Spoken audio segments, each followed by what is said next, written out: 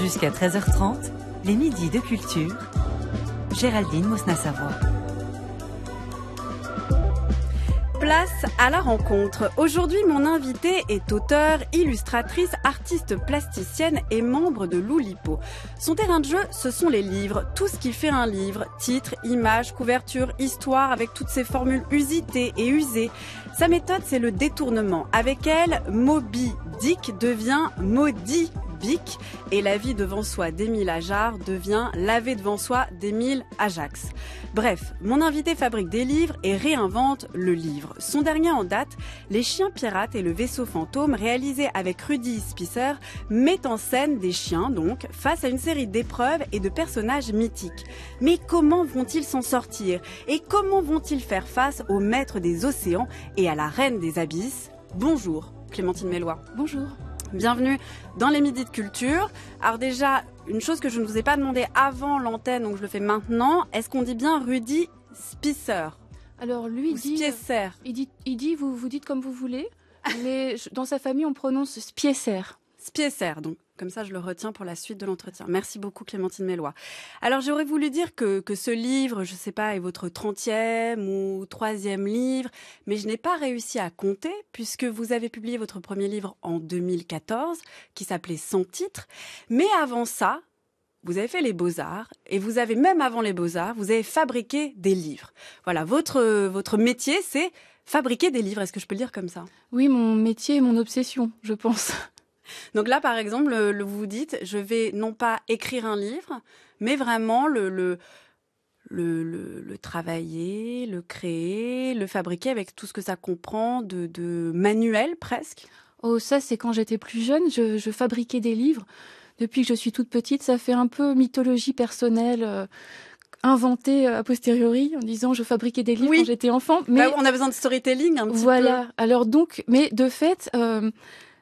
mon premier livre date de quand je savais pas encore écrire et où j'avais pris de la colle Cléopâtre et des vieux bouts de papier et j'avais une fascination pour les histoires, les pages qui se tournent. Alors maintenant que j'ai la chance de travailler avec des éditeurs, ce n'est plus moi qui m'occupe de la fabrication. Donc ça, c'est quand même très très bien. Ce qui permet aussi que les livres soient diffusés, qu'ils soient lus par d'autres gens. Parce que c'est très très satisfaisant de fabriquer le livre soi-même, mais ensuite il n'est pas lu, ce qui est quand même un peu dommage. Ce qui est un peu frustrant, effectivement. Ouais. Oui, mais vous pourriez prendre part à la fabrication en tant que telle, c'est-à-dire intervenir auprès des éditeurs en disant, moi j'aimerais telle couverture, j'aimerais telle illustration, j'aimerais telle mise en page. Ça, vous le faites? Ah, ça, on le fait, bien sûr. On est toujours sollicité par les éditeurs, que ce soit en littérature jeunesse ou vieillesse. On prend part, c'est-à-dire qu'on choisit avec le département de la fabrication des maisons d'édition, on choisit ensemble le papier, le format, la couverture. Et là, en l'occurrence, à l'École des loisirs, la forme du livre, l'objet livre, est très soigné. Et c'est un grand plaisir pour moi parce que on choisit la couleur du signet. C'est le marque-page, du tranche-fil, c'est l'espèce de petit bout de tissu qui est en haut de la reliure. Il est bleu ciel, celui-ci. Voilà, et on le choisit sur nuancier à chaque tome des Chiens pirates. J'adore, c'est un moment que j'adore. De choisir la couleur de le tranche-fil. Du tranche-fil. Et le signet, on y va, tiens, et c'est vraiment comme dans un magasin de bonbons. On va choisir, et puis on choisit la couleur Je rêvais d'avoir le titre en brillant, métallisé. Ça, c'est quand même vraiment très, très agréable. C'est assez classe, même. C'est classe. C'est clinquant, même. J'adore.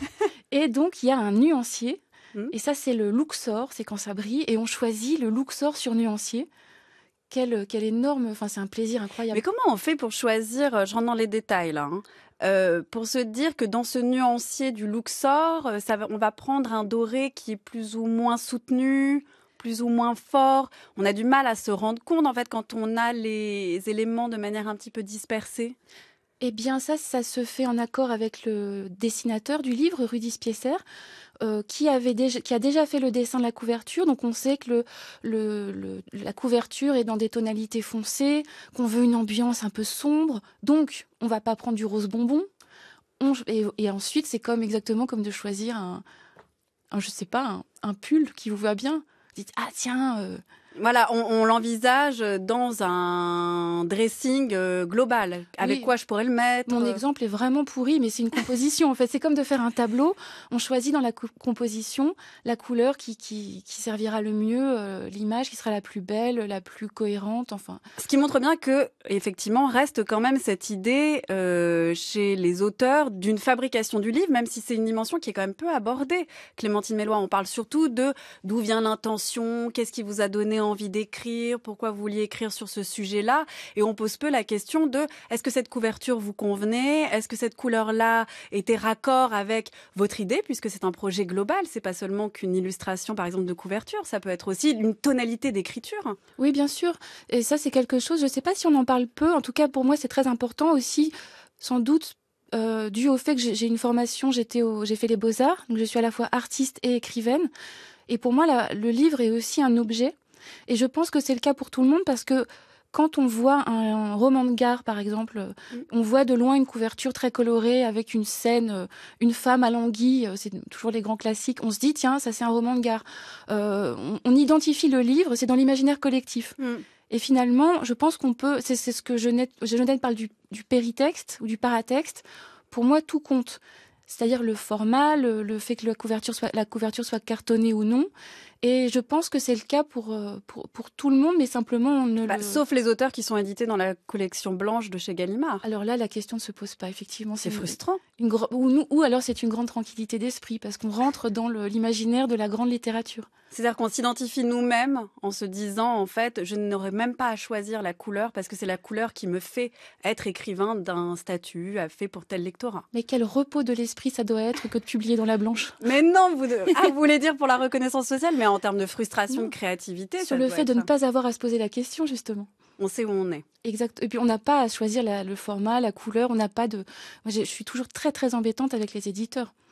Moi, je peux passer des nuits sans dormir à cause d'une virgule, d'un format. Par exemple, le dos du livre qui est orange, pour moi, est un peu trop orangé. Donc, j'en étais malade. Je me suis dit, les gens ne vont pas aimer ce livre. Là où il y a le résumé, la 4e... Alors non, le dos, c'est ce qu'on voit dans la bibliothèque. Oui. Ouais.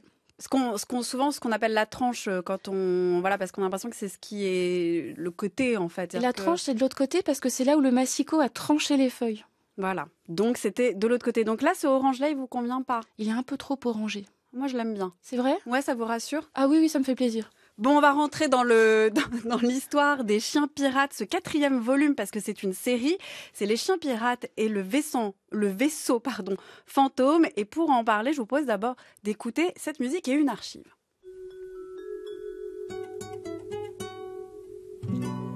Il y en a qui deviennent sergents ou marchands de peinture. Il y en a qui vendent des cure-dents ou des grosses voitures. Il y en a qui passent le week-end enfermés comme des patates. Mais moi, quand je serai grande, je serai pirate. Je vais lui demander s'il aime les enfants, s'il trouve que c'est quelque chose de merveilleux, que c'est pas comme... C'est tout à fait autre chose que les adultes. I think they're nicer than adults. They laugh more at funny jokes, and they're not so serious. Ils trouvent que les enfants sont plus drôles et qu'ils rigolent aux histoires drôles et qui sont un peu plus marrants, quoi. Les pirates ont des tas de frégates, des sabres pointus et pas de cravate. Les pirates ont du poil aux pattes et une tête de mort sur les omoplates. Les pirates ont des jambes de bois et de gros saphirs luisent à leurs doigts. Les pirates ont des nez vermeils et des anneaux d'or pendus aux oreilles. Ils vont sur la mer par bon vent arrière et montent à l'abordage avec des cris sauvages. Tuent les matelots, flanquent les corps à l'eau et kidnappent des fillettes pour leur compter fleurettes. Les pirates ont de gros mousquets, des tonneaux de poudre et des perroquets. Les pirates sont borgnés d'un œil et leur pauvre maman est toujours en deuil. Clémentine Melloy, vous êtes notre invitée pour parler du 4e volet des chiens pirates. Et ce volet s'intitule Les chiens pirates et le vaisseau fantôme, d'où cette chanson de Béatrice Moulin, Les pirates. C'est un texte de Boris Vian, ça date de 1954. Et puis, vous l'avez reconnu, on a inséré au cœur de cette chanson une archive de Roald Dahl avec une petite fille qui s'appelle Suzy. c'était en 1979, et qui lui demande, d'ailleurs cette archive est géniale, on l'a un petit peu coupée, elle dit d'abord au journaliste, elle dit en fait je vais lui poser, elle parle en français, et puis elle dit je vais lui demander ce qu'ont les enfants en plus, voilà. Après elle parle en anglais, elle écoute Roald Dahl en anglais, et après elle traduit, on dirait une sorte d'enfant génie un petit peu inquiétant. Et donc Roald Dahl dit que les enfants sont beaucoup plus drôles. Est-ce que c'est ça aussi que vous vous dites, Clémentine Melloy, quand vous écrivez pour les enfants? Quand j'écris pour les enfants, c'est aussi beaucoup plus drôle pour moi. Parce qu'il y a des choses qu'on ne peut pas mettre dans la littérature pour adultes. J'écris pour les enfants et pour les adultes. Pour les enfants, je me sens beaucoup plus libre d'y aller à fond. Par exemple, je n'imaginerais pas écrire pour les adultes le soleil dardait ses rayons ardents sur l'océan azuréen. C'est interdit, ça. C'est pas possible. Pourtant, ça fait plaisir. Mais oui, mais pourquoi c'est interdit? Parce que je n'écris pas des romans harlequins et parce que les adultes deviennent plus exigeants en vieillissant. Vous savez, le palais s'adapte en vieillissant et on n'aime plus le chocolat de Pâques très sucré. On se met à aimer des choses comme du café ou des huîtres ou des choses. Les adultes font des choses comme ça. Les enfants, je peux dire l'océan azuréen et l'air exhalé, un délicieux parfum de saucisson à l'ail, par exemple. Et donc, c'est un grand plaisir en tant qu'écrivaine que d'écrire ça. Et puis, évidemment, l'humour, mais je ne pense pas que les enfants rient davantage. Peut-être qu'ils s'autorisent davantage à rire que les adultes. Mais ils sont pas forcément, ils sont pas plutôt, je voulais dire, Clémentine Melloy, très premier degré aussi, les enfants? Ah, je crois pas du tout, parce qu'il y a énormément de second degré dans mes livres, au contraire. Et ce que je ne fais pas, c'est que je n'adapte pas mon niveau de vocabulaire ou de référence. Vous la bêtissez pas? Je ne la bêtise certainement pas, parce que j'aime pas prendre les enfants pour des imbéciles, ni les gens en général. Et surtout, il y a un grand plaisir. Ce que je me dis, c'est que pour les enfants, c'est ce que disait Claude Ponty aussi, c'est que pour eux, tous les mots sont nouveaux. Donc, le mot carotte est un mot qui peut être inconnu pour un enfant. Alors, pourquoi ne pas écrire marmoréen dans un livre? Pourquoi pas? Puisque tous les mots sont nouveaux, on peut vraiment se permettre d'employer un vocabulaire très large. Mais ce que dit Roald Dahl dans une autre interview, parce que c'est une grande référence pour moi, Roald Dahl, c'est quand un adulte a terminé un livre, le livre peut lui avoir beaucoup plu, il le repose et c'est terminé. Tandis que lorsqu'un enfant lit un livre et qu'il l'a aimé, il va falloir le relire 1 fois, 2 fois, 10 fois, 50 fois parfois. Et il faut que ça survive, que ça tienne à autant de lectures. Donc on a aussi cette exigence-là je parlais des œufs de Pâques tout à l'heure, mais en fait de cacher des petites choses dans le texte de façon à ce que chaque lecture soit un nouveau plaisir. C'est pour ça que vous avez entrepris de faire plusieurs séries, Clémentine Melloy, parce qu'il y a aussi Cher Bertille, il y a Après minuit, il y a là donc Les chiens pirates. C'est en vous disant, je vais créer des personnages que les enfants vont avoir plaisir à retrouver et je vais pouvoir à chaque fois, avec cette habitude-là et ces caractéristiques très fortes de ces chiens, pouvoir justement distiller des détails. Les différences vont être d'autant plus frappantes et contrastées. Oh non, c'est pas comme ça que ça marche. En fait, j'ai des idées d'histoire et j'ai un grand plaisir à les raconter. Et parfois, je me suis tellement attachée aux personnages que j'ai envie de les faire exister encore. Et les chiens pirates, déjà, c'est des chiens et c'est des pirates, ce qui est quand même vraiment extrêmement kiffant. Et parfois, je me dis, mais qu'est-ce qu'ils sont en train de fabriquer? Il suffit de se poser la question, je les invoque d'une certaine façon. C'est eux qui vous parlent, en fait, c'est ça? Je me demande, j'ai envie de raconter leurs histoires. Et donc, je pourrais dire que j'écris des livres, j'ai envie que les enfants soient contents en lisant mes livres, mais en fait, j'ai envie aussi de lire des livres que j'ai envie de lire moi-même. Donc, comment vous est venue cette idée des chiens pirates Alors, les chiens pirates, c'était l'idée, au départ, c'est une idée de Rudi Spiesser, qui est donc dessinateur, et qui un jour avait les yeux dans le vague et a dit, je vois des chiens avec des chapeaux, c'est des chiens pirates. Voilà, maintenant débrouille-toi. Et c'est tellement évocateur, en fait. Des chiens pirates, formidable, quoi. Qu'est-ce qu'ils font, les chiens pirates? Et donc, immédiatement, j'ai imaginé, on a discuté ensemble de cette première histoire qui a donné lieu au premier album, Adieu Côtelette. Mais c'est formidable parce qu'on peut convoquer tout l'imaginaire lié au roman d'aventure maritime, à la piraterie, ce qui est évoqué dans cette chanson de Boris Vian. Les chiens, pas les chiens pirates. Alors les chiens, déjà, c'est tout un imaginaire. Les chiens sont paresseux, ils mangent des croquettes. J'adore les chiens. Et puis, c'est pas une manière de les dévaloriser. Non, mais bon, voilà. Ils sont flemmards. Et puis, les pirates, eh bien, c'est Long John Silver.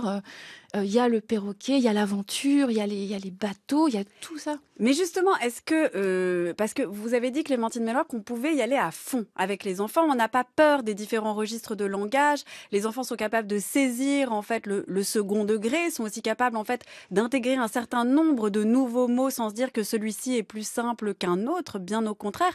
Mais les chiens et les pirates, ce sont aussi des images très codifiées. Ce sont des stéréotypes. On leur attribue des caractères et quand on veut lire une histoire de pirate, on s'attend à un genre d'aventure. Est-ce que justement ça vous empêche pas d'y aller à fond ? Au contraire, c'est un grand plaisir parce que c'est le plaisir de la reconnaissance.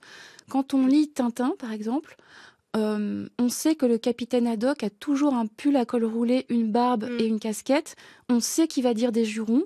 On sait que le professeur Tournesol est sourd comme un pot et qu'il va faire. Et c'est un plaisir que les personnages finalement fassent ce qu'on s'attende à ce qu'ils font. Cette phrase n'a pas de sens, mais vous voyez ce que on a compris l'idée.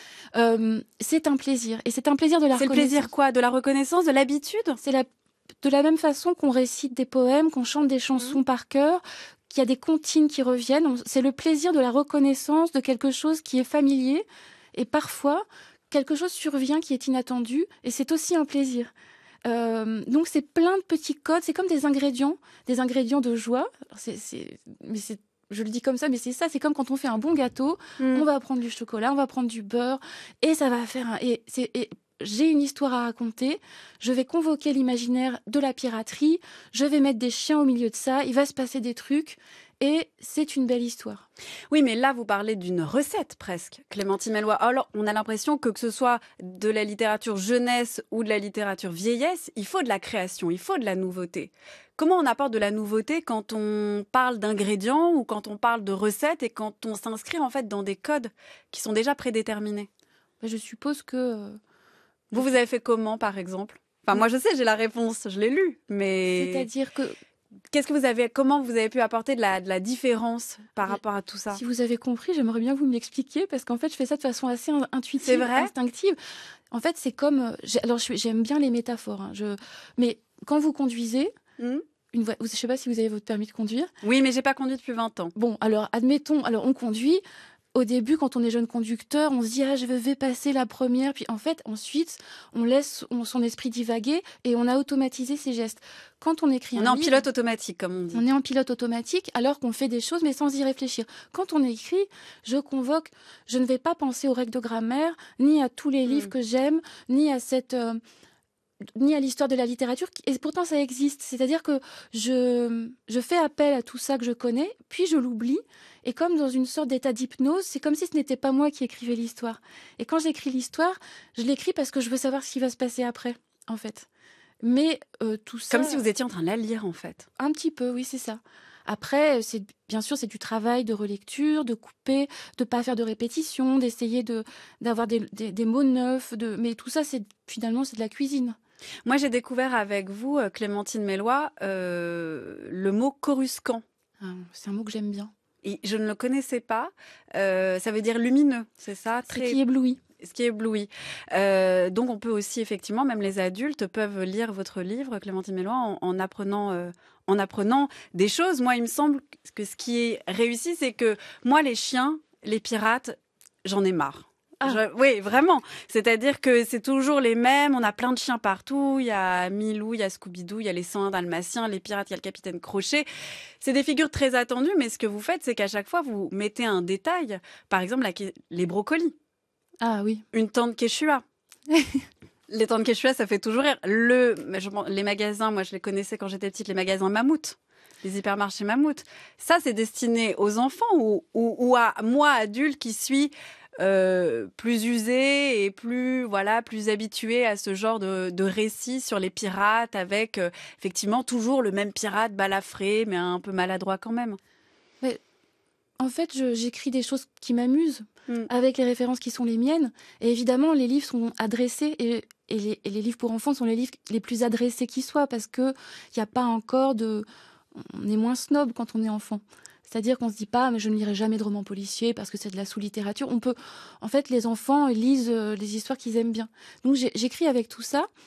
sans me dire c'est pas un produit commercial. Je me dis pas je vais faire ça parce que ça marche. Vous voyez, j'écris un livre en me disant c'est une chouette histoire, je vais la raconter le mieux possible, mais il y a quand même quelque chose que j'aime bien ou que j'aimerais, c'est que il y a des références effectivement qui échappent, ou à l'adulte qui lit le livre avec l'enfant ou à l'enfant, mais que peut-être d'un seul coup, il y aura une épiphanie dans 20 ans en disant « Ah bon sang, mais voilà la référence !» C'est ce que faisait Goscinny dans Astérix et Obélix.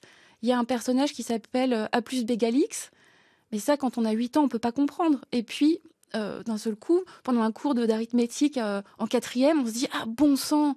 Et ça c'est un œuf de Pâques caché dans le jardin. Et il y a des références pour tout le monde. Et je pense que c'est important quand même aussi que les parents ne s'ennuient pas quand ils lisent l'histoire. Ça, c'est vrai. Et est-ce que vous pensez qu'il peut y avoir une forme d'épiphanie avec les hypermarchés mammouths?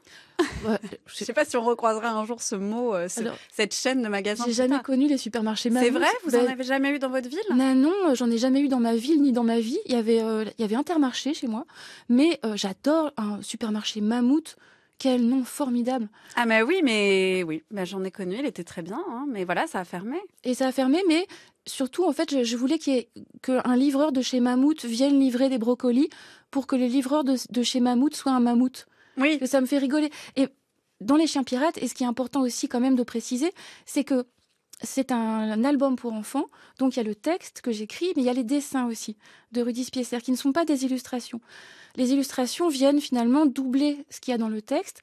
En revanche, là, les dessins ont une vie propre, autonome, et il y a des astuces, des blagues, et des choses qui viennent contredire le texte aussi. Ça veut dire qu'on pourrait lire votre livre en regardant uniquement les dessins?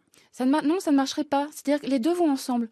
Par exemple, le texte peut dire « il se débrouillait très bien », et à côté de ça, on voit qu'il se débrouille très mal. Et ce décalage-là est intéressant parce que ça fait appel à l'implicite, ça fait appel à l'intelligence du lecteur.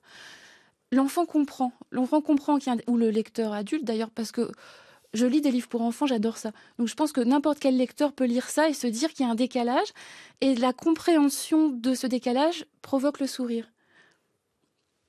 C'est comme la vie, si on regarde pas, il se passe rien, on voit rien. Donc j'ai plutôt le sentiment que j'ai toujours été comme ça et que tout le monde est comme ça. En particulier les enfants. Si j'ai un bout de papier pour faire un dessin, je vais remplir la page, je vais mettre le plus de choses possible que je peux dedans, et que les enfants, eux, la plupart du temps, ils aiment bien passer très longtemps et chercher tous les petits détails, toutes les petites choses. Donc par hasard, on est en phase. Mais parce que depuis petit, j'ai jamais aimé les livres qui étaient lus en 3 minutes ou qui étaient regardés en 3 minutes et qu'on jetait après. Et j'ai toujours aimé les livres où on pouvait passer du temps et sur lesquels on pouvait revenir 1 an, 2 ans ou 5 ans plus tard. Donc si on met des choses, il faut pas. Ça sert à rien qu'elles soient simples. Je sais pas, les enfants on fait pareil. Si on se balade et qu'on voit juste. Si on voit juste des maisons dans les rues et que on peut pas penser à la fois qu'une rue c'est des falaises avec des oiseaux qui peuvent y habiter et puis aussi des cavernes avec des tas de gens qui ont tous des tas d'histoires différentes, qui se meublent pas pareil, qui rentrent pas à la même heure et qu'on se met pas à tous raconter tout ça en même temps, c'est pas rigolo. C'est juste pour que ce soit rigolo parce que sinon de toute façon la vie est pas marrante. Il y a une communauté d'esprit entre vous, Clémentine Melloy, Roald Dahl, que vous avez cité et qu'on a entendu juste avant, et Claude Ponty, que vous avez aussi cité.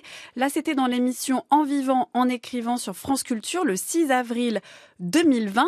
Avant qu'on revienne sur ce qu'il a dit, notamment sur le temps mis à lire, et vous en avez déjà un peu parlé, Clémentine Melloy, mais j'aimerais bien, en fait, qu'on rebondisse sur ce qu'il a dit, sur ce que Claude Ponty dit à la fin, à savoir, il dit, la vie n'est déjà pas marrante.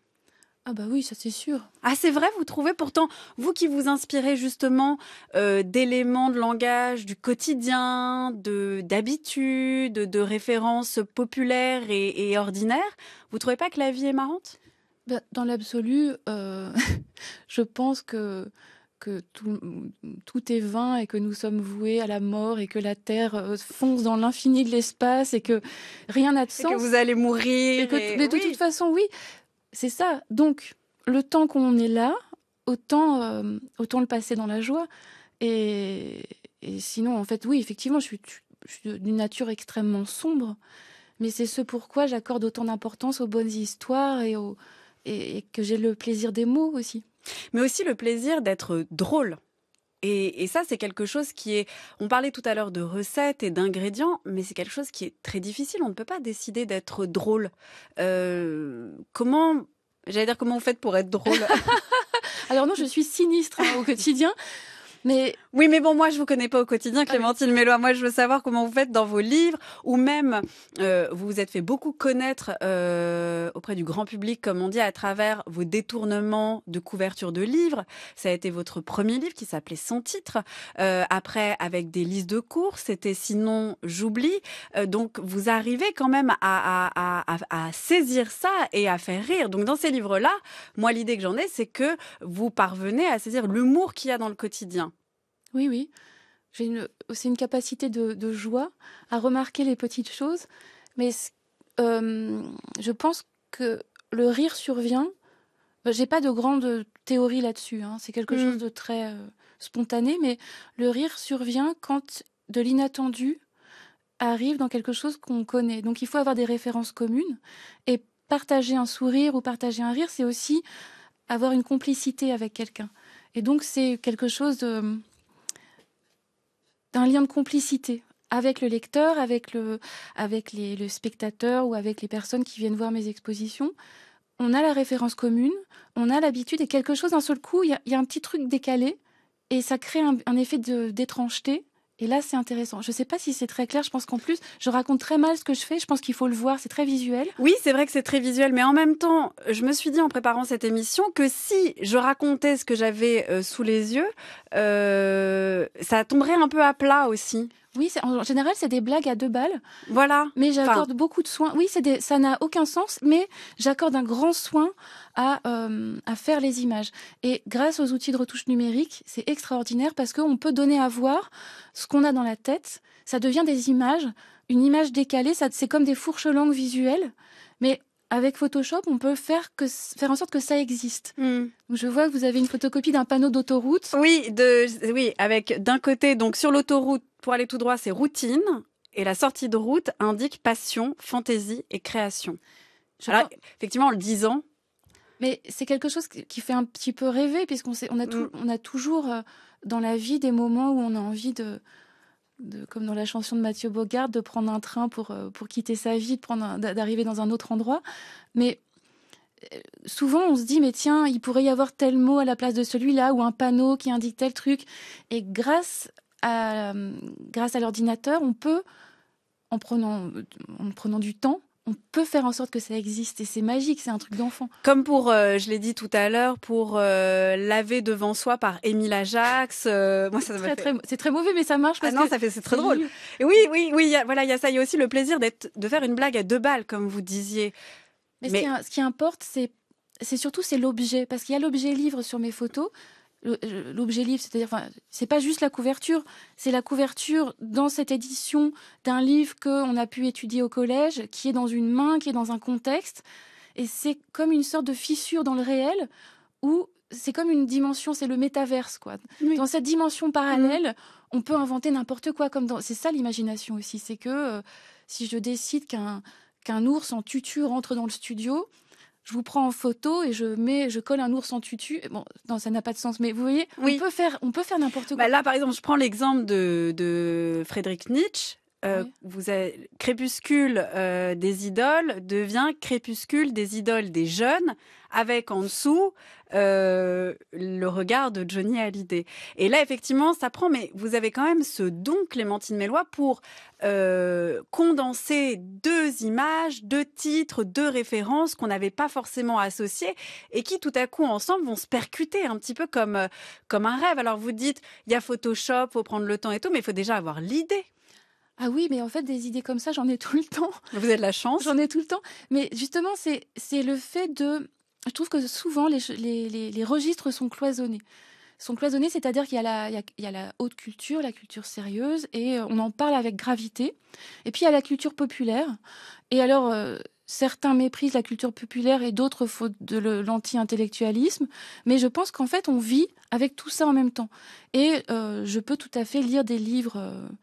des essais, des livres très sérieux, puis sortir et écouter du Daniel Balavoine enfin ça n'existe plus Daniel Balavoine au supermarché, mais ce que je veux dire c'est qu'en fait on est imprégné en permanence de tous ces niveaux de culture, et dans mon travail je fais en sorte que tout ça se télescope. Et ça m'amuse, ça m'intéresse, et enfin je fais avec ce que je suis en fait. Mais au quotidien, c'est vrai que quand on entend Daniel Balavoine au supermarché et quand on rentre chez soi pour ouvrir un Pléiade, on se dit que ce sont deux mondes différents. On n'arrive pas à se dire enfin, on étiquette en fait. Les objets, les idées, on les range à certains endroits. Il y a une forme de sacralisation, mais j'ai toujours entendu dire que les concerts, les représentations des opéras de Mozart se faisaient dans les concerts au Stade de France de Mozart se faisaient dans une ambiance pas possible, avec des gens qui criaient, qui se jetaient des choses. Et maintenant, il faut être allongé sur un canapé dans le silence avec des écouteurs Bang & Olufsen. On a le droit de citer des marques. Moi, je l'ai déjà fait, je crois. Je crois que j'ai dit Mammouth et Quechua. C'est ça. Alors pourquoi ça? Est-ce que on peut pas retrouver l'ambiance des concerts de rock en écoutant Mozart et lire Nietzsche en riant? Bon, ça c'est peut-être plus compliqué, mais admettons, on mélange tout ça, et ça devient intéressant parce que c'est la vie. Mais en riant, en fait, ce serait possible de lire Nietzsche en riant, mais d'une part, on ne se l'autorise pas, et d'autre part, vous avez dit quelque chose, Clémentine Melloy, qui est intéressant, c'était sur le fait d'avoir la référence. Oui. Et c'est vrai que si la personne n'a pas la référence, si la personne ne s'autorise pas d'une part et d'autre part ne se dit pas je suis assez familière d'un auteur pour en rire, en fait on ne peut jamais aller dans cette de ce côté-là. C'est pour ça que c'est probablement excluant et que les jeux de mots, les détournements d'images nécessitent d'avoir une culture commune. Mais c'est ce qu'on appelle aussi la pop culture. La pop culture, c'est une culture qui est dans l'air du temps et qui imprègne tout le monde, en fait. Imprègne, j'ai dit ce mot plusieurs fois, mais c'est un peu ça, comme une éponge. Est-ce que c'est ce que vous tentez aussi de faire dès l'enfance, en fait, pour les enfants, justement, en disant, voilà, je vais employer le terme coruscant et le mot quechua, tante quechua, dans la même phrase, pour montrer, en fait, que les niveaux de langage sur lesquels je joue ne sont pas, en fait, des hiérarchies qui vont vous faire dire qu'il faut connaître tel mot et pas tel autre, que ça va être un peu vulgaire et l'autre va être élitiste. Mais ça, c'est une conviction que j'ai en tant qu'écrivaine et que je mets dans tous mes livres. Mais quand j'écris un livre pour enfants, ce que je veux, c'est raconter une bonne histoire qui fasse plaisir aux enfants. Je ne cherche pas à m'adresser à telle tranche d'âge, quelle morale peut-on en retirer. Ça, je m'en fiche. Vous n'avez pas de vertu pédagogique non plus. Vous dites pas, je veux former les enfants dans tel état d'esprit, je veux qu'ils grandissent de cette manière. C'est un piège. Ça, c'est les livres qu'on offre. Et puis, en fait, c'était un piège. C'était pour avoir une leçon ou je sais pas quoi. Non, moi, je veux faire rêver. Et c'est aussi c'est extraordinaire de développer un imaginaire quand on a 6 ans et qu'on découvre un livre d'aventure. Mais je suis encore très marquée par les lectures que j'ai faites quand j'étais enfant.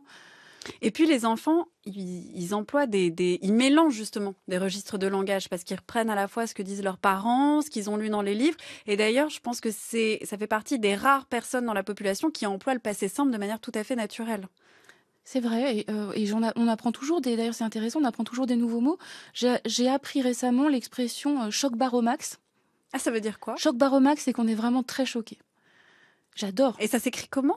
CHOQ BAR, choc bar. Ah. Formidable. Mais ça vient d'où? Alors, je ne sais pas. Mais c'est le langage ordinaire, commun, ou c'est les adolescents, ils disent « je suis choc baromax ». Et ça, j'adore, parce que, justement, moi qui suis maintenant une vieille... moi aussi. Hein. J'ai des expressions, mais par exemple, on ne dit plus « on va à une surpatte ». Il y a des mots qui perdent finalement, on dit plus boum non plus. On dit plus boum, on dit plus sur boum, on dit plus sur patte. Même teuf, je pense que c'est un petit peu dépassé. Ça va, c'est ringard. Hein. Ouais. D'ailleurs, dans votre livre Les 6 fonctions du langage, c'est un roman photo avec plusieurs histoires où vous vous intéressez aux dépravations lexicales. Je l'ai relu cette semaine et en fait, on s'aperçoit que ces dépravations lexicales, elles sont très vite datées. Donc, par exemple, pas de souci, j'avoue, on est sur un bien atypique, ou d'ailleurs bien atypique d'ailleurs en tant que tel. On part sur belle journée, je vais gérer. C'est très éphémère en fait. Il y a une date de péremption qui est très rapide. Est-ce que dans cette idée de dépravation, vous ne jugez pas quand même ce qui est ce qui rend un peu ridicule les gens dans leur manière de parler et qui les rend déjà datés en fait. Le terme de dépravation lexicale, c'est l'un des personnages du roman photo qui l'emploie. Donc c'était déjà du second degré. Ce qui m'intéressait, c'était de mettre dans un contexte extrêmement figé du roman photo, avec des dialogues et des scènes archétypales, un langage actuel, évidemment en forçant le trait. Mais je ne le juge pas ni ne le condamne, mais ça m'amuse. Ça m'amuse qu'on dise « j'avoue, il n'y a pas de souci au jour d'aujourd'hui, je vais partir sur... » de mes yeux vus. Voilà, des choses comme ça, parce que évidemment c'est daté. Andy Warhol disait « mon œuvre ne durera pas, j'ai utilisé de la peinture bon marché ». Et je pense que mon œuvre ne durera pas parce que j'emploie des références qui sont tellement de notre temps que déjà, et puis des expressions françaises, donc elles sont intraduisibles, et puis c'est déjà dépassé. Donc vous avez renoncé à être un auteur, une auteure de renommée internationale et qui sera publiée en Pléiade. Alors de toute façon, ça n'a jamais été mon ambition. En revanche, je pense que quand on raconte une histoire, l'histoire est hors du temps.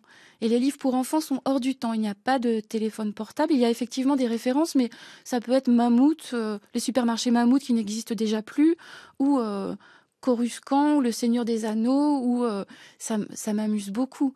Et puis je ne pense pas à la postérité. Quand on écrit un truc, on ne va pas se mettre à s'observer soi-même. Merci beaucoup Clémentine Melloy. De vous et Rudy Spiesser, on peut donc lire Les chiens pirates et le vaisseau, mais j'y arriverai pas, je dis le vaisson. C'est un accent. Le vaisson fantôme. Ah, un accent d'où alors? Vaisson? Le vaisson, je ne sais pas. Je sais pas. Non. Réfléchissons. Oui, voilà. Et le vaisseau fantôme, et donc tous les volumes précédents des Chiens pirates, c'est disponible aux éditions de l'École des loisirs. Pour finir, Clémentine Melloy, nous allons écouter une chanson. Vous avez le choix entre écouter une chanson sur les chiens ou une chanson sur les fantômes. Laquelle choisissez-vous? Sur les chiens.